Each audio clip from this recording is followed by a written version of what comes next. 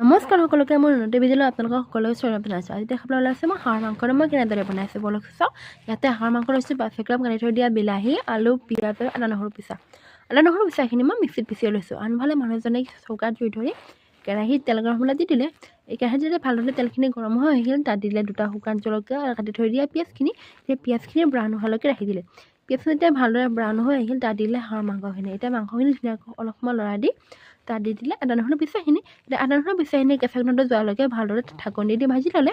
এতিয়া আকৌ তাত দিলে হালধি গুড়ি, নিমখ আৰু লগতে শুকান মছলা গুড়িখিনি আপুনি আপোনাৰ মতে দিব পাৰে।